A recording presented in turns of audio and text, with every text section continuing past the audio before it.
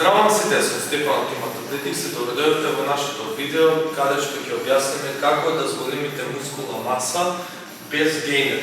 Значи гейнерот е еден суплемент кој има одредено количество јагрохидрати, протеини и масти и секако калориска вредност, има и додатни работи како креатин, бета-аланин, таурин и т.н. се со цел да ја зголемат како неговата ефикасност.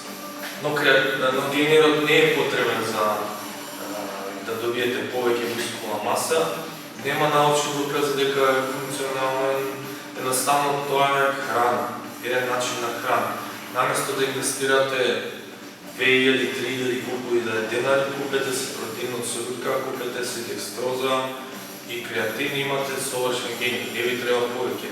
И многу е подобро да ги земате јагрохидратите од природни извори, како што е овесот, оризот и компирот, него да ги земате од декстроз или малтодекстрин, што ги има во сите гейнери. Но еден што напишав јас, што треба да внимавате.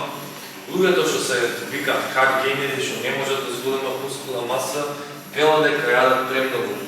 Тоа не е така. Тоа е, ако јадете премногу, ќе зголемите тежина. Немате друг начин, немате брз метаболизам, извинете, но значи што треба да правите? Прво треба да знаете колку калории треба за одржување. После тоа додавате 250 до 500 калории од тоа, и секој ден го правите тоа. Кога сте константни и кога сте посветени на тоа, го правите секој ден, има резултати.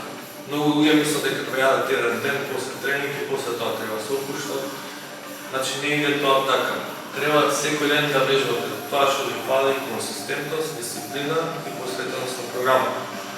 Друго нешто што гледам што прават луѓето и што грешат е тоа што не вежбаат со доволна фреквенција и со доволен интензитет. Вие мислите дека вежбате нешто, но вие вежбате мускули или програма која што вежба една мускулна група. Зошто тоа не е оптимално? Затоа што мускулот после 48 часот вие можете пак да го вежбате, нешто што се вика протеинска синтеза. И значи вие можете да го вежбате, да речем, ако правите гради во понеделник, пак можете да вежбате гради во понеделник. А најдено е дека оптимално за да зголемите мускулна маса е потребно негде од 20 до 40 повторувања по серија до, значи, со среден до висок интензитет. Значи, ние преферираме нашите клиенти за почетници да вежбаат цело тело, за да се намалат мускулните дисбаланси.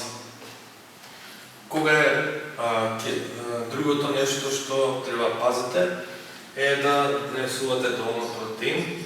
Не е најбитниот нутриент за зголемување мускулна маса е јагрохидратите, затоа што јагрохидратите ги зголемуваат во зголемување инсулин, тоа е најанаболичен хормон.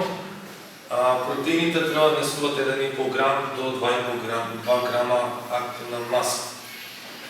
Значи, не ви треба премногу протеин, зашто сте во калориски сурплус, значи внесувате повеќе калории и тогаш јагрохидратите ги заштитуваат протеините да се горат. Повеќе протеини не значи повеќе мускулна маса.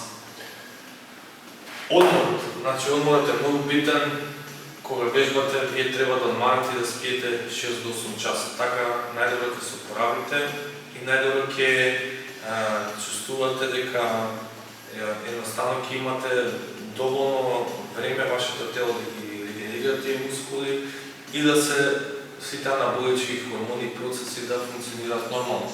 По спиењето се ослободуваат анаболични хормони како хормон за раст, лептин и исто се ослободува и тестостерон. Така имате бум дека ако не одмарате, не можете да имате убаво тело, нема да се бидете фокусирани.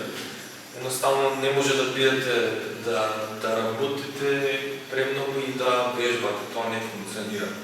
И друго е нешто што треба да пазите, да внесувате доволно вода. Водата не е анаболично средство, пиење 3 до 5 литри вода. значи се земате шиша со вас, си го мирите и пиете. Исто така ќе препорачам и суплементи кои ќе ви го заврзат процесот, креатин, монохидрат, беталанин, потоа може да се додаде и ПЦА, да речеме, но не е потребно, тоа се опционални, значи креатин и беталанин се добри, тие се научно докажани дека функционираат како суплементи.